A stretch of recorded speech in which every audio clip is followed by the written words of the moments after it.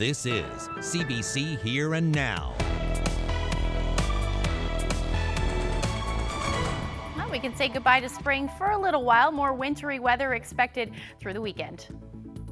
The votes are being counted here today, but the NDP fears it's not being done properly. We should be in a position where we're not calling it into question, and I feel like we are going to be in a position where the outcome of this election is called into question. We'll have more coming up on Here and Now.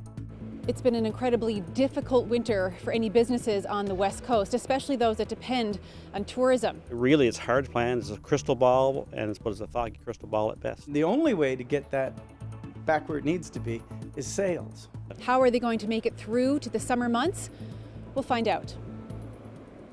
Welcome to Here and Now. I'm Carolyn Stokes. And I'm Peter Cowan. The NDP says an unprecedented number of ballots may be spoiled in this election and questions if votes are being properly scrutinized. And that's tonight's top story.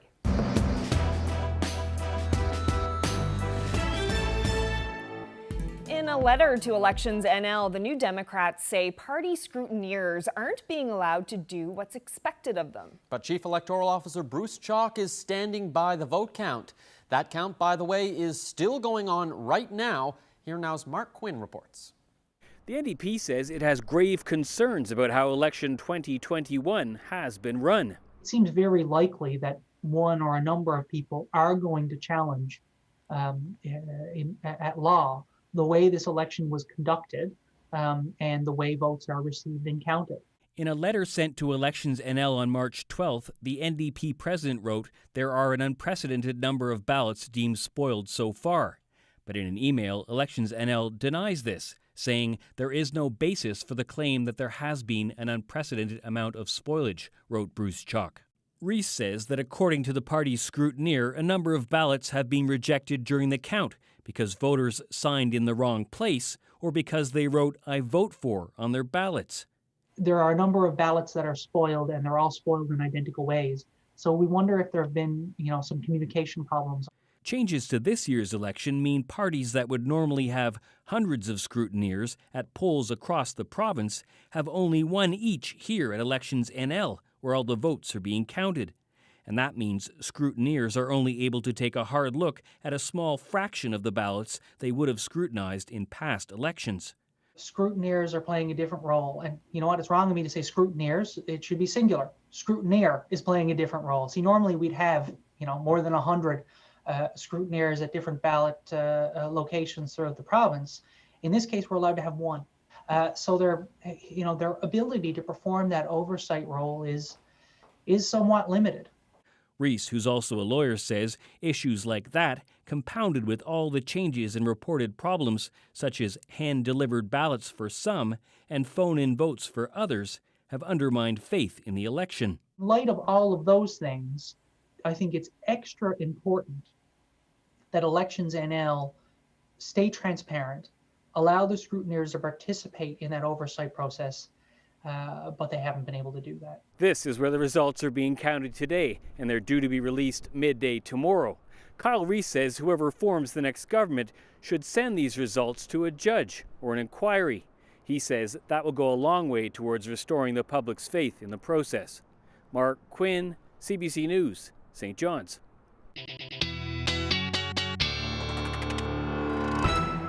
We got to enjoy some of those mild temperatures yet again for the island, reaching 9 degrees in St. John's, 11 in Terra Nova, and then we've got those temperatures from Twillingate to Lassie, anywhere from 9 to 10 degrees. Now those temperatures have significantly dropped, sharp drop, down to -2 and -1 for Twillingate. Those temperatures, the drop in temperatures is thanks to a cold front that is sweeping through, and it's bringing some cloud cover, or at least we're seeing some cloud cover move across the island as well, with some showers starting to develop along the southwest portion of the island.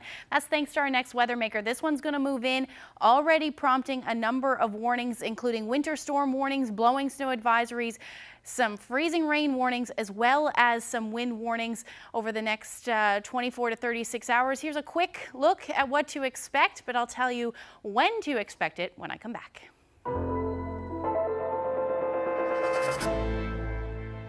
Well, once again, there are no new cases of COVID-19 to report today. The province still has one active case of the virus in the Eastern Health region. As the province prepares to loosen restrictions tomorrow, Public Health is reminding people to have as few contacts as possible. It says the more time spent with people indoors, the greater the risk of spread. We're all so excited. We all can't wait to get back at it. All our musicians can't wait to get back on stage playing, in front of a live audience. Well, it is a major moment for bars and restaurants on the Avalon. At midnight tonight, when the province rolls back to alert level 2, those businesses will be allowed to reopen at half capacity. One St. John's bar is wasting no time on that. Greensleeves on George Street will reopen just after midnight. Staff say they're thrilled to welcome customers back after a tough second lockdown. The bar says it will be enforcing everyone to wear a mask and remain physically distanced. Well, to the West Coast now, where some businesses not only had to contend with pandemic restrictions, they also had a mild winter. Now owners, especially those banking on tourists, are praying for a busy summer season. Here now's Colleen Connors has that story.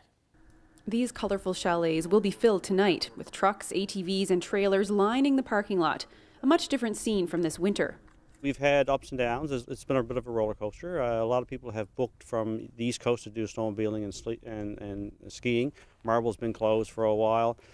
We haven't had great snow now with the lockdown, so a lot of those have canceled, but we've had other people come from central Newfoundland as well as other places in western Newfoundland to stay and play. He maneuvered his market, trading out tourists for rotational workers, looking to isolate, work, and then snowmobile in their spare time. The restaurant hasn't been doing that well because of the lockdowns and restrictions, and he's had to keep chalet rates down much lower than he would like. But, we've got that much invested in it now. We're just going to put our heads down and get it done.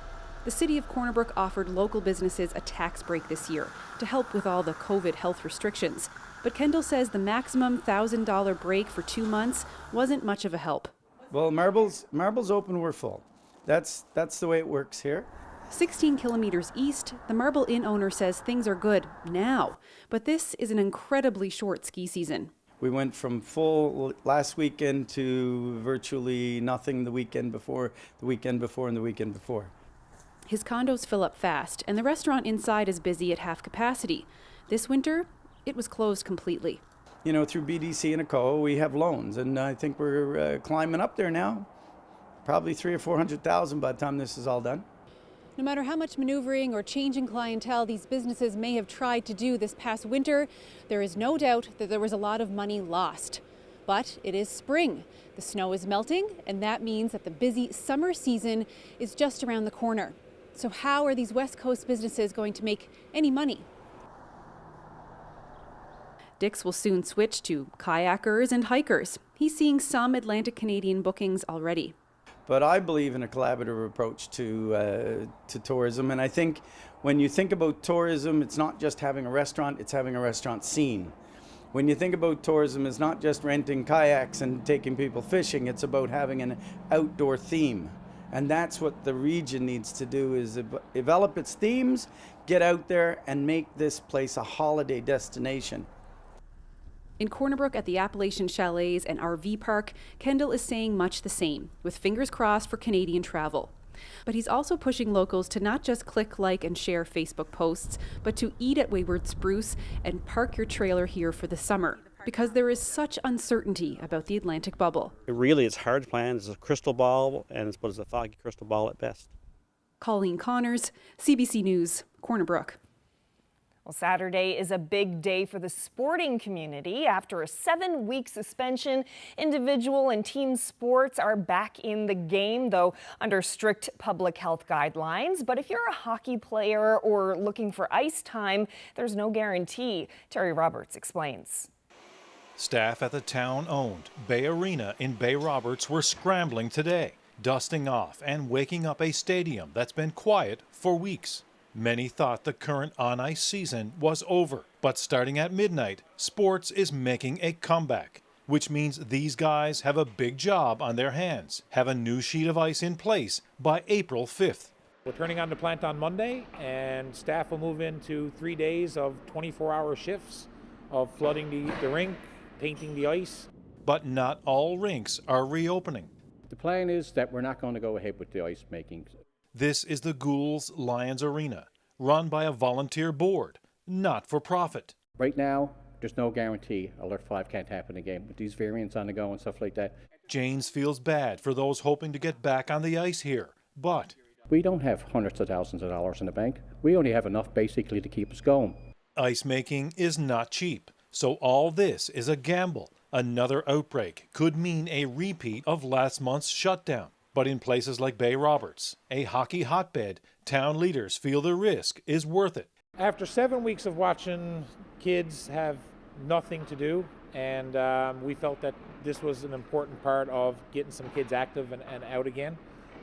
It's part of our civic duty, I look at it as a municipality. And there won't be any trouble selling ice times. When she came on and announced that Alert Level 2 and sports can start basically on Saturday, the phone started to blow up. Minor hockey is big in this province. 46 associations, about 10,000 players. But it all stopped last month.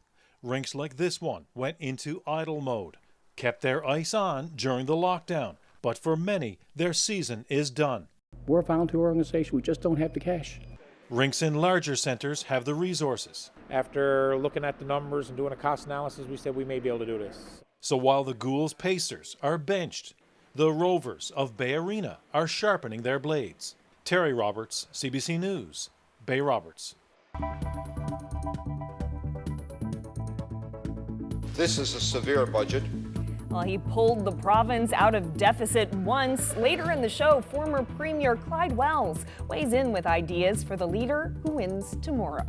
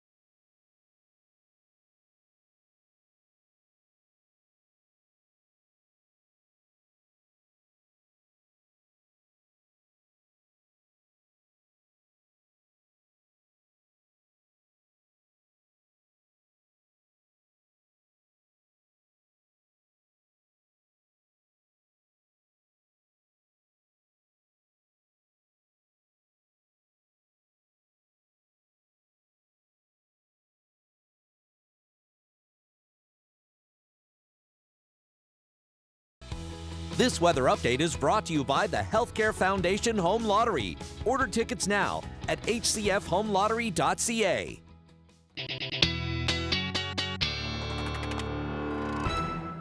Well, it was another spring-like day today across the province. Not so much for Labrador, or at least across the island. Not so much for Labrador. Temperatures into the minus single digits as the daytime highs today. Those temperatures have dropped now and down to the minus teens for coastal areas of Labrador. That blizzard warning has since ended. And then we turn our attention to the island as we head into the next 24 to 36 hours. Some significant weather on the way. But first, that drop in temperatures that we saw because of a cold front is going to continue to sweep further east as we head through the night tonight. And then we're looking at these winds, which are pretty gusty at the moment. Looking at sustained winds right now, about 46 kilometers per hour in Gander, gusting upwards of 60. So we're seeing that, and we're going to continue to see that through the night tonight as that cold front sweeps through. And then the mess of weather is on the way for the southeast as we head into the next couple of hours. We can already see that shower activity moving in, and it's prompting a number of warnings. So we do have that winter storm warning for the majority of central and eastern Newfoundland.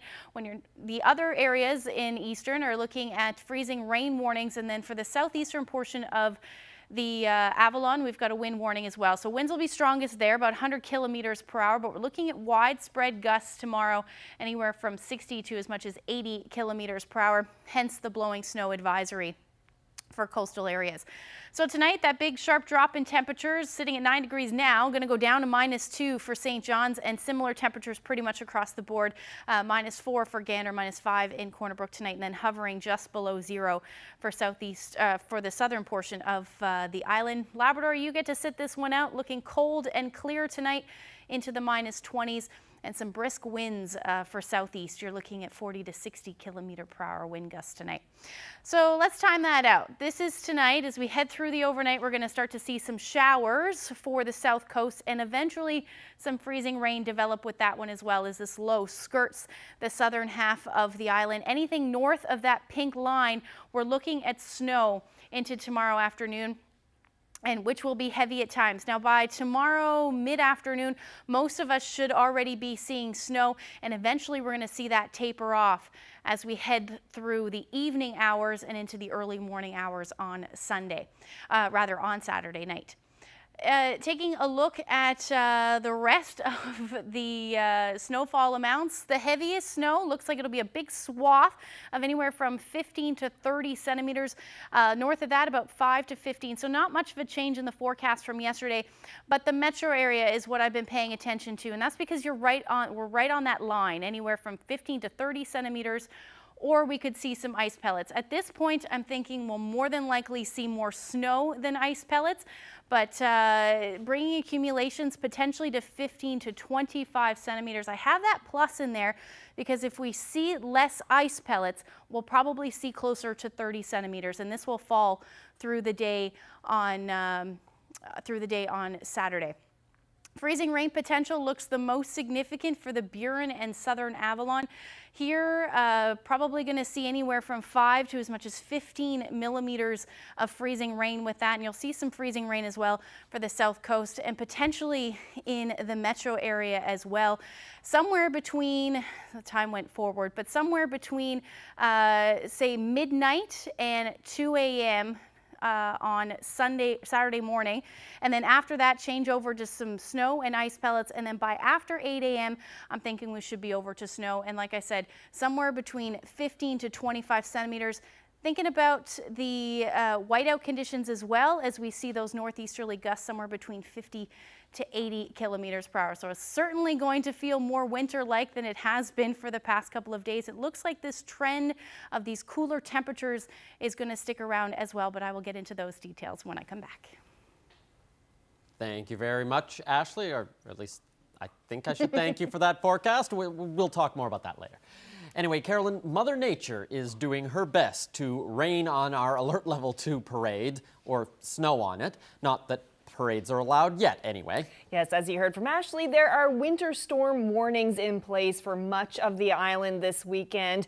Now, that kind of weather at this time of year is usually called Sheila's brush. Yeah, here now's Jeremy Eaton took it upon himself to learn a little more about this piece of weather folklore. Saturday will be a pretty big day here in Newfoundland and Labrador. The entire province will jump to alert level 2, and the results of a very long election will finally be released. So what else could you throw into that mix? Why not a snowstorm? And that's exactly what's forecasted to happen. Something affectionately known as Sheila's brush.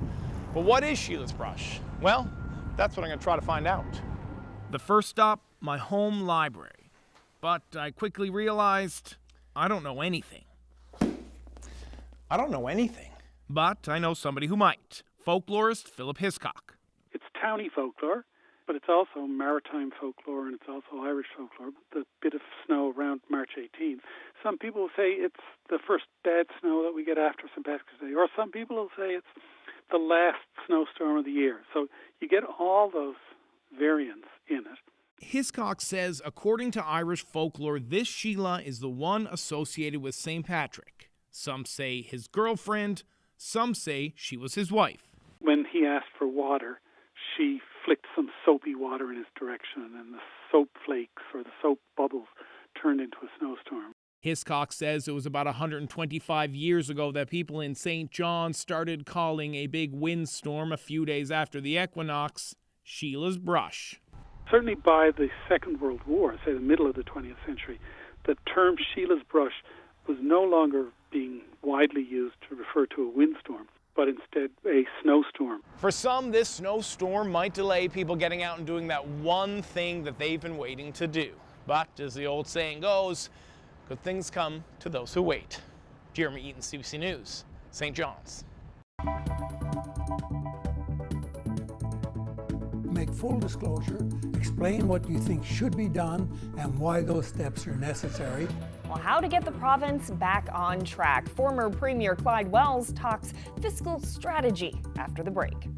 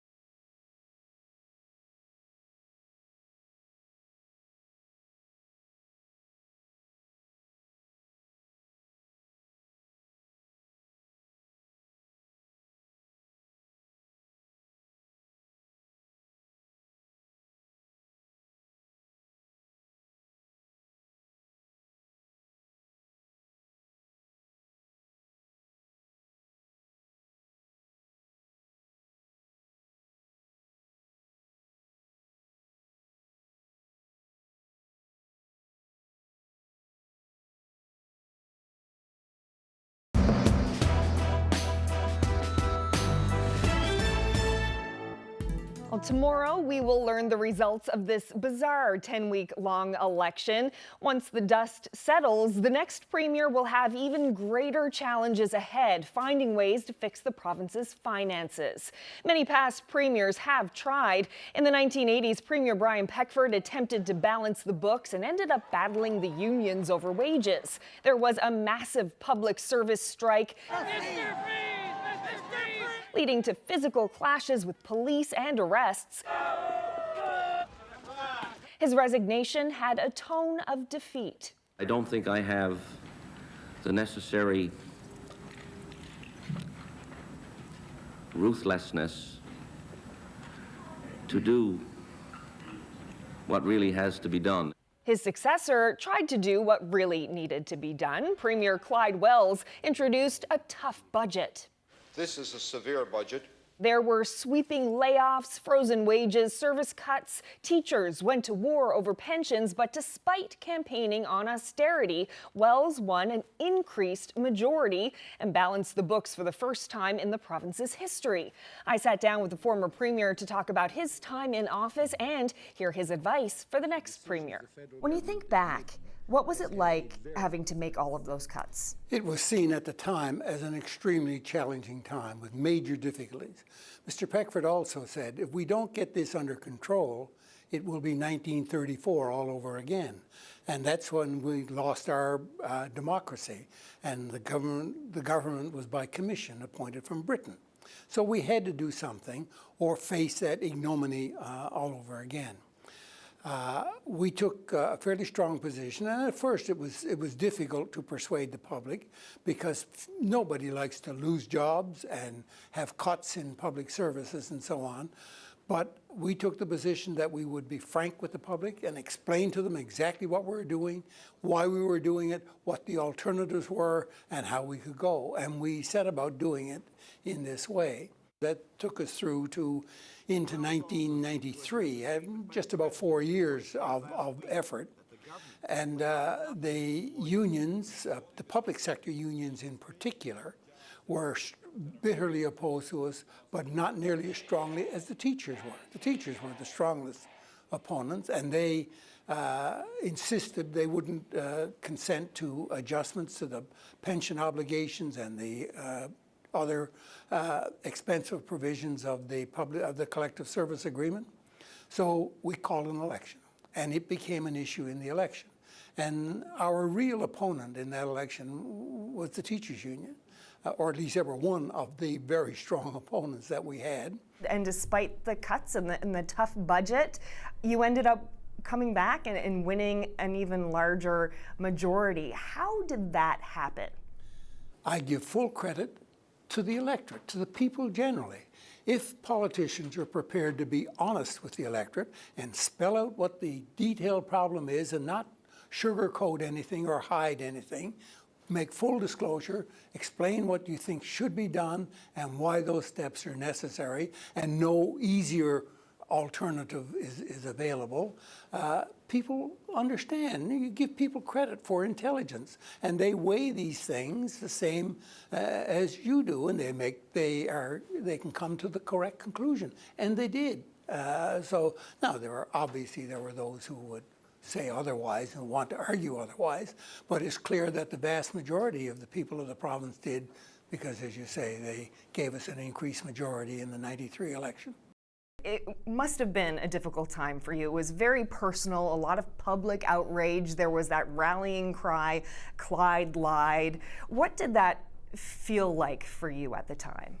So the Clyde lied campaign was totally fictional. It was a creation, but it's the kind of thing that it's like the big lie. You say it often enough. We've heard this in recent time. You say it often enough, it tends to stick. The other thing they used to complain about was that I said I would bring every mother's son home. Never did I ever say that. I said we should try and create employment opportunities here so that people wouldn't have to leave and those away could come home. But you create the big lie out of just that little bit of truth, and you create a situation. And that's what the unions did. Circumstances in the early 90s were different from today, but there are some similarities. Government spending is still a massive problem. Revenues have taken a hit, and whoever takes the reins right now for the province will have to also find a way to bring the province back from the brink. As someone who's been down that road before, what do you think the fix is? Well, there's no standard for all times and all circumstances. You got to respond to the circumstances with which you're dealing at the time.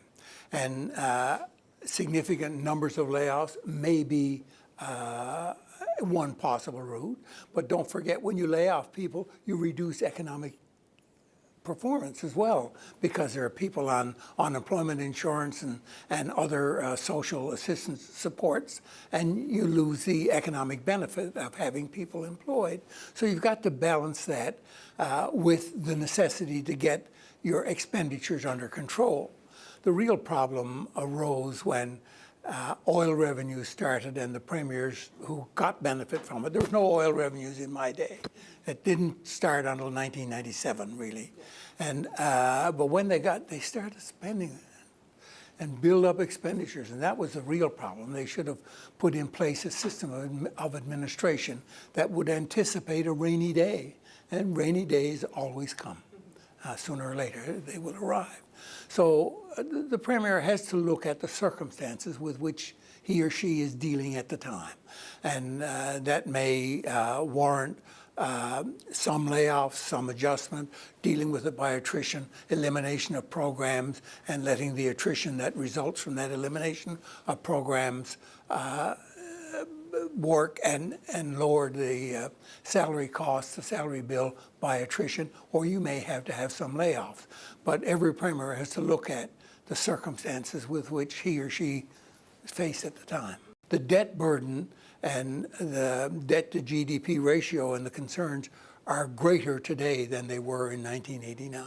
So the challenge for the Premier of today is greater than it was for me in 1989. I acknowledge that. I would sooner deal with what I dealt with in 1989. Well, it's one thing to figure out how to fix the problem of the province's finances, but then how do you sell it to the public? What's the best way to sell the solution to the public? Be straightforward, full and frank, all of the time.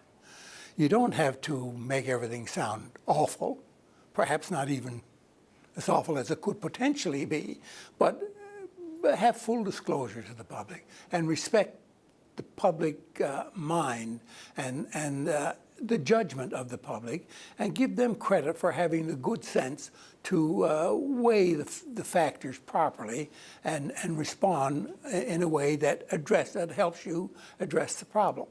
Now, not all of the members of the public are going to respond that way. A significant portion will not, and a significant portion will carry on campaigns like they carried on at the time. But on the whole, you will get the support of the majority of the people, in my view. I have great respect for the intelligence of the electorate and for the integrity with which they are prepared to deal with problems if the politicians are frank and straightforward with them. Well, there are definitely interesting times ahead. We'll all be watching. I'm sure you'll be watching. Thank you so much for sitting down and chatting with me. You're most welcome. And just one note on that interview. I spoke with Mr. Wells before the COVID outbreak canceled in-person voting and delayed the election, so that's why it didn't come up in conversation.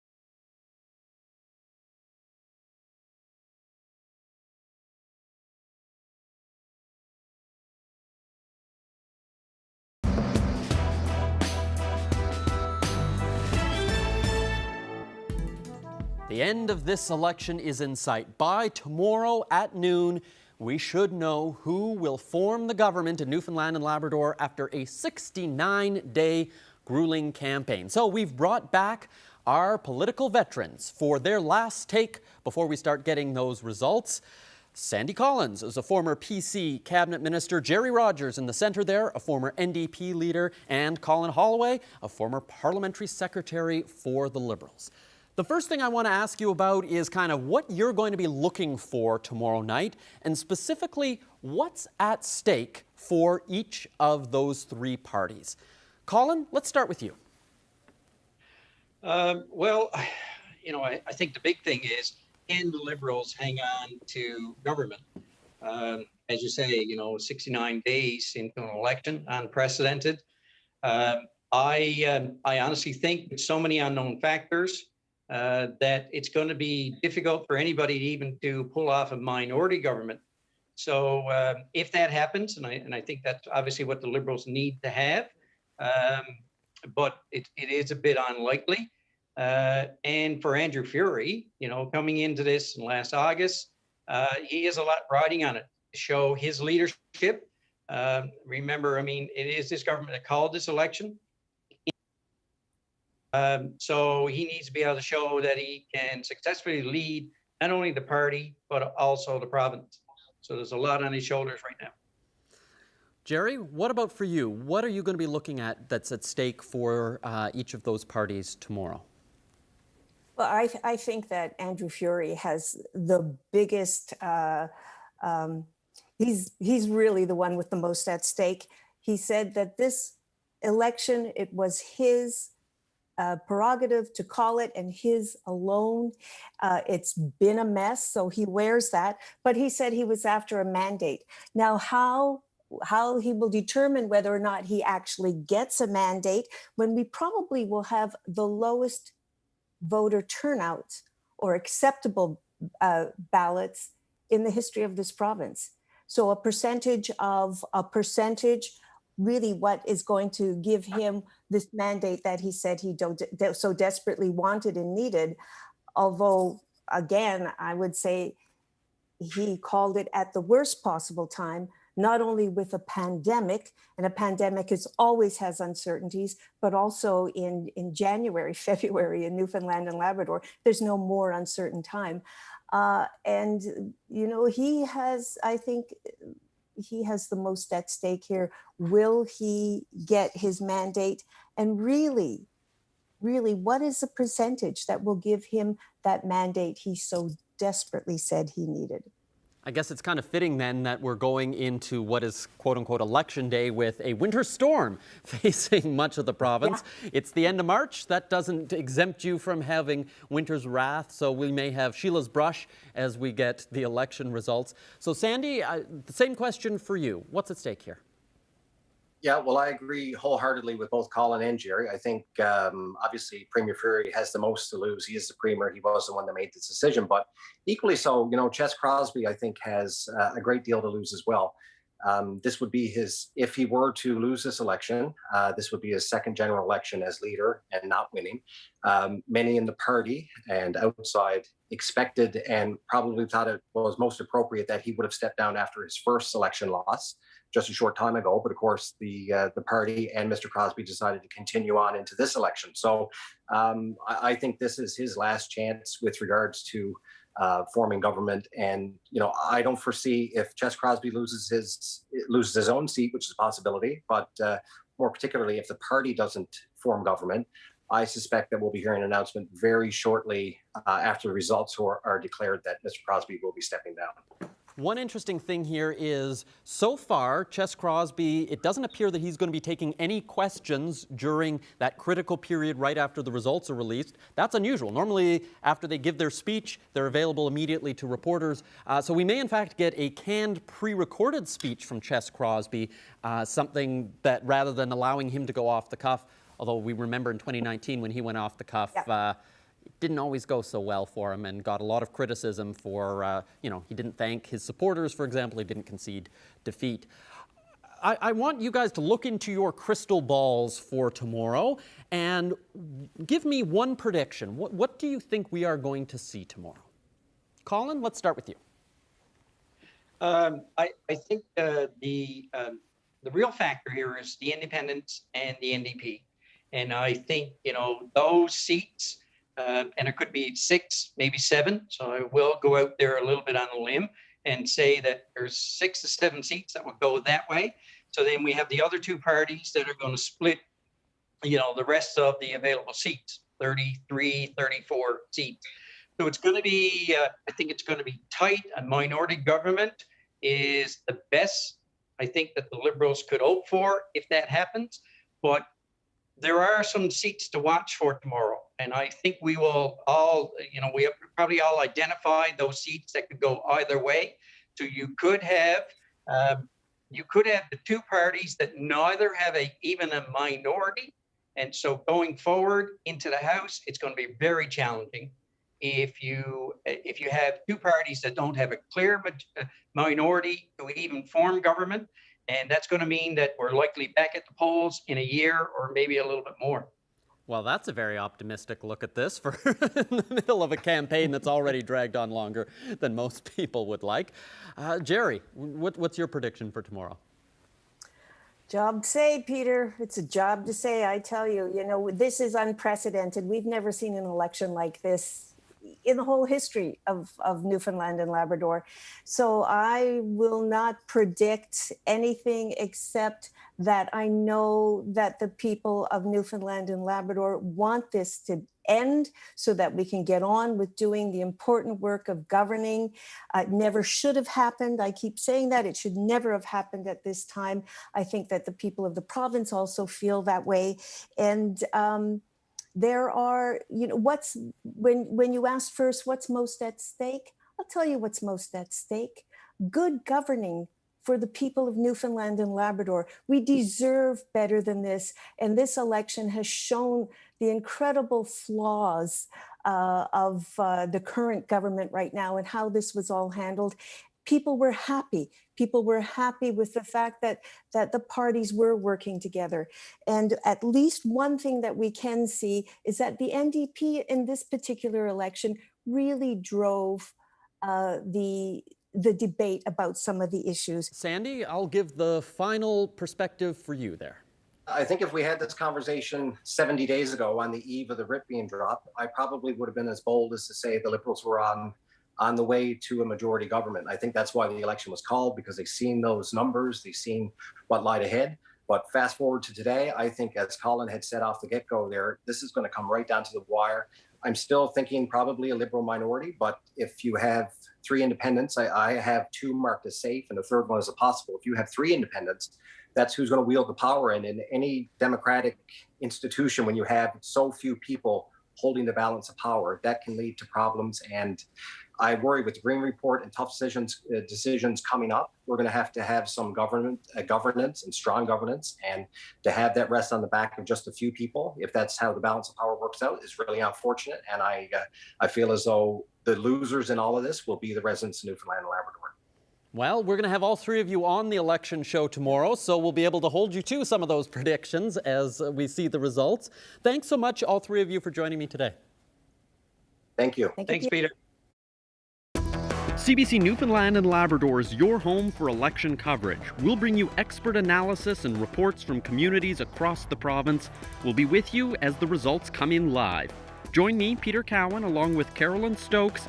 It all starts this Saturday at 11:30 in the morning, 11 o'clock in most of Labrador, on TV, radio, CBC Gem, and online.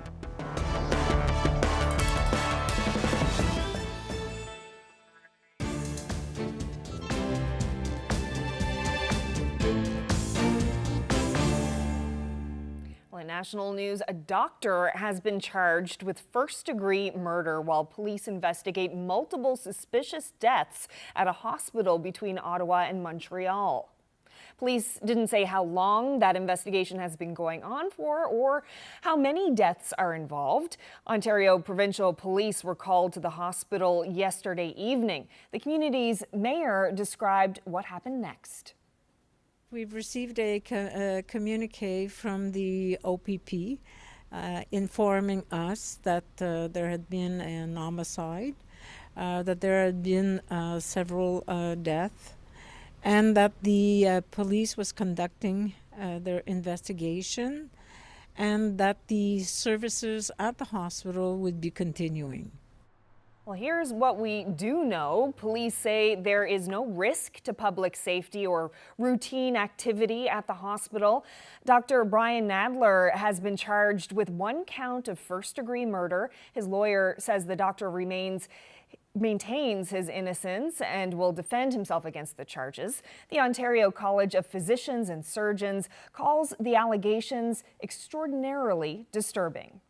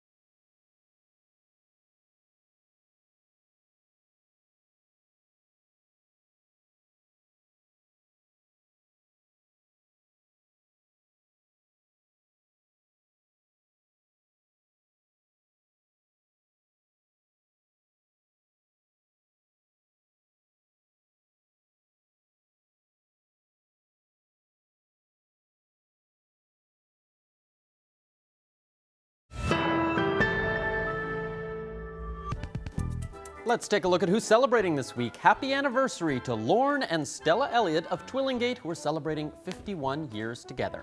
Happy 50th anniversary tomorrow to Brian and Glenda Buckle from Curling. Marion and Bill Companion from Corner Brook are celebrating 52 years of marriage. Congratulations. Best wishes to Garland and Stella Perry from Corner Brook. They're celebrating their 65th anniversary. Happy anniversary to Tom and Olive Lynch. They're celebrating 52 years married. Wishing Jim and Rita Pollard of Mount Pearl a happy 53rd anniversary. Happy 52nd wedding anniversary to Jerry and Teresa Hines of Lourdes.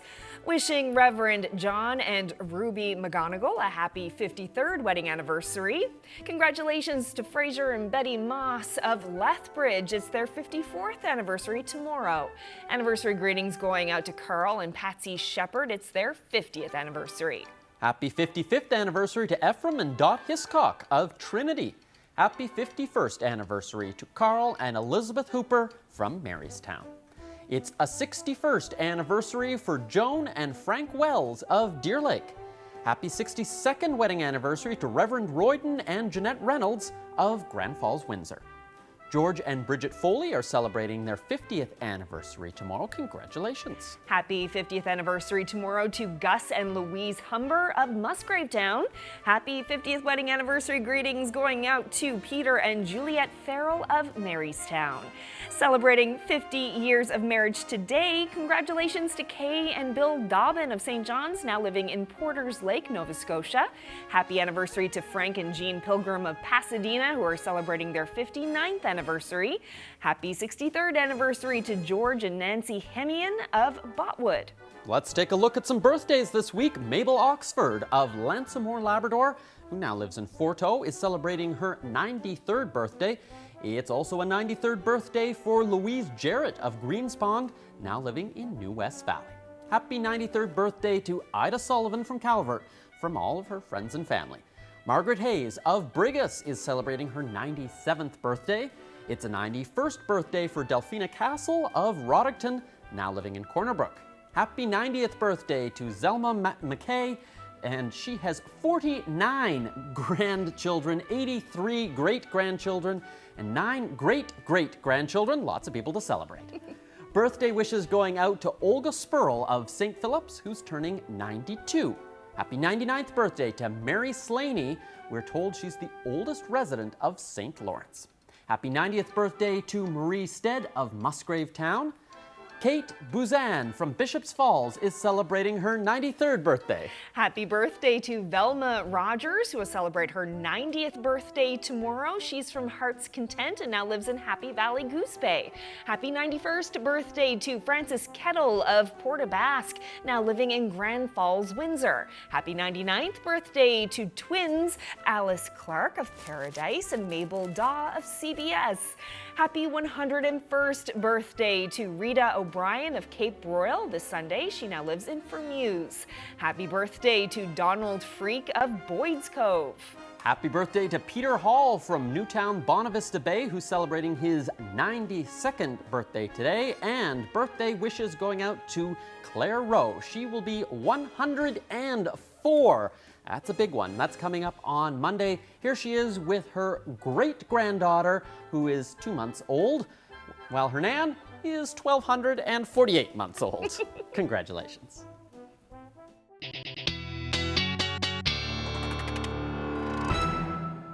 Well, we're certainly in for some stormy weather as we head through the night tonight and into tomorrow. Just wanted to show you the timeline for the metro area one more time since the times messed up earlier. But we're looking at the rain starting tonight over the next couple of hours. We should see that change over to freezing rain for a few hours and eventually some ice pellets through the overnight and then some snow and ice pellets after, say, 6 a.m. tomorrow. By 8 a.m. we should be into that snow, and the heaviest snow should fall somewhere between 2 and 8 p.m. and we're looking at 15 to 25 centimeters of snow. And combine that with the strong winds, we're more than likely going to see some whiteout conditions and even potentially some blizzard conditions through the afternoon. After 8 p.m. though, that should taper off, and those winds will stay breezy though right into the overnight.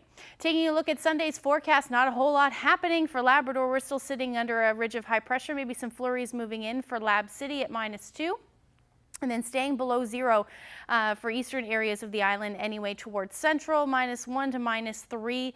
And then as we head towards the west coast on Sunday, looking nice, 3 degrees and sunshine, and then a little cooler for the northern peninsula, anywhere from -3 to -8. So taking a look at the future tracker, there's that ridge of high pressure keeping things cool and calm, but that low pressure system is going to move out that ridge as that ridge slides south. So maybe some lingering cloud cover and some lingering flurry activity overnight into the first half of Sunday, and then things should clear out quite nicely through the afternoon. And then as that moves off, we're watching the next weather maker move in. Bring some snow for Labrador. This should be a mainly snow event for you.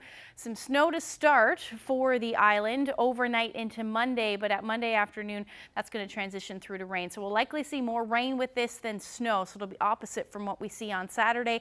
But as that low continues to track further east, in behind that, we're going to see that wraparound cool air and again, transition back to snow for the west coast. So certainly an active pattern compared to what we've been seeing, that spring-like temperatures, and we're going to say goodbye to that for a while.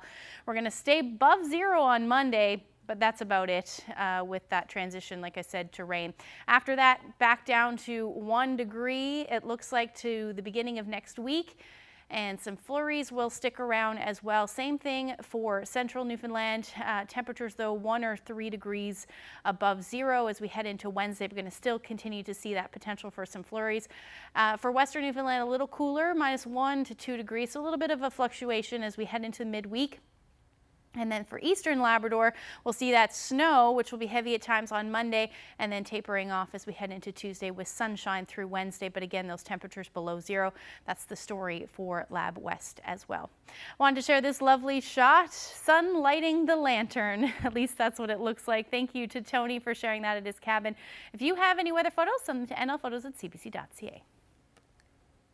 Beautiful photo. Thank you so much, Ashley and Peter. Lots of stormy weather coming tomorrow, but another kind of storm as well. Tomorrow is Election Day, or Results Day, finally. Yeah, nobody's voting tomorrow, but we will find out how people voted over the last 8 weeks or so that voting It's been has a long happened. haul, yeah. Yeah, so we're going to be on the air at 11:30 Newfoundland time, 11 o'clock in most of Labrador, leading up to that noon dump of all the election results. We're going to have lots of live reports and analysis, and we'll make it all, try and make sense at least.